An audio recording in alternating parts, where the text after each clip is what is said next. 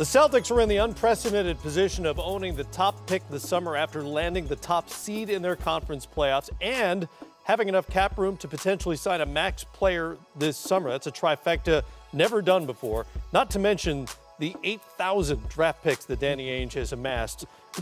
It's up to 13 between now and 2019.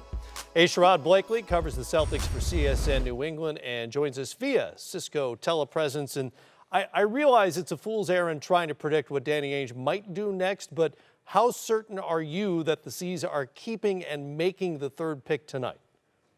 I think they're going to do something with that pick, but I'm not sold on them keeping it. You know, Danny Ainge has made no secret about being open-minded to moving that pick for the right player, whether it's in this draft or whether it's, for Kristaps Porzingis, obviously, of the New York Knicks. And that really is talk about getting maximum value. There's a potential for the Celtics to walk away from this draft with Kristaps Porzingis, which, frankly, there's not a player in this draft with that type of talent and skill at such a young age. And for them to be, again, as you mentioned earlier, the way this team has been built, the success that they've had, the fact that they've got so many manageable contracts with the ability to add even more talent, and then you bring in potentially a guy like that with a pick, big time success that would be for Danny Ainge and the Celtics. It's a live look at the Celtics draft room right now. Let's talk Porzingis a little bit. How significant is the interest from the Boston side? How far would they be willing to go to bring in a unicorn, as Phil Jackson has described him? Well, that is the million-dollar question, and the challenge, for that matter, that the Celtics are undergoing right now, trying to figure out what's that balance between giving adequate value for this guy, but without giving away, the farm, the cattle, the ranch, outhouse, and everything on your property. But he is a player that if you're going to give a little bit more than you feel comfortable with, you do that for him because of his age, because of his talent, his versatility, and the potential that he has to be, just a phenomenal player in this league. He is a guy that when you look at his game, he clearly at some point is going to be a multi-time All-Star, probably 10, 11-time All-Star before all is said and done, even though Phil Jackson is treating him like a 10-day contract guy. and his contract as well, still under his rookie deal, of course, with the New York Knicks. In terms of this summer moving ahead, is it more likely the Celtics do some sort of a trade to bring in a marquee player or save that cap money that they've been building over the last few seasons for a Gordon Hayward or whoever it might be in terms of a max free agent?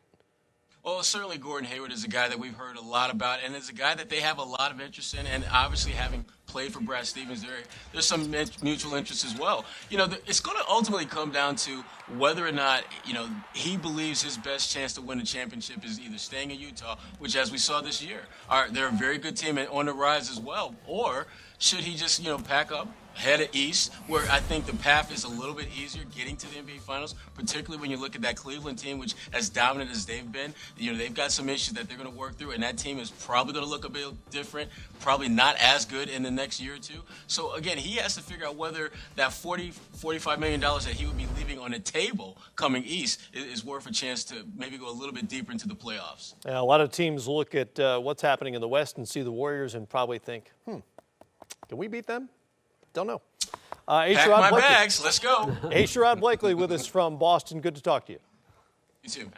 All right, D.A., there are a million ways the Celtics could go. Yeah. We've talked about this ad nauseum because of the flexibility that Danny Ainge has baked into the roster and into the franchise right now. What is the priority as we sit here tonight? Well, look, I think that they want to, if they're going to do this for Porzingis, they will do it. I think they will do it, but they have to get another lottery pick. That's the problem. They have to find somebody else to get them a lottery pick.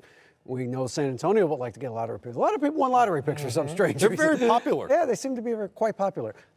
So they're working on it. It's not done. It's not finished yet, as far as I know, as of right now.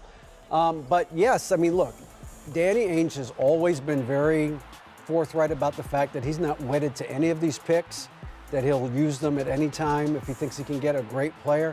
And I think Porzingis certainly, when you combine the talent with the potential, with the age, you just look at it, it's too good to pass up. You got to try to do it. The problem for them is that other teams are trying to do it too, like Phoenix and other teams. And New York, at the end of the day, may just say, hey, you know what, it's not good enough. Because the Knicks' feeling is that Porzingis would, if he was in the draft tonight, would be the first pick in the draft. If he was in the draft next year, he'd be the first pick in the draft. So they want draft picks that reflect that, and that's a lot to ask, and I think Boston's the only team that could fulfill that right now. When you look ahead with this team, and there's been a lot of speculation about who they might go after free agency-wise, where does Isaiah Thomas figure into this equation? His deal is going to come up next summer. Right. Obviously, they've got whatever their plans are. They have an idea what they want to do. Right. What's your best guess? Well, look, I still think it's going to be, as has kind of been out there for months now, really. I mean, I think their priority this summer is either Gordon Hayward or Blake Griffin. And then if they get one of those two, it may be harder for them to keep Isaiah Thomas because he's going to get a contract, or he's going to be looking for a max deal next summer. It's going to be $200 million, maybe a little less than it would have been before because the cap went down this year.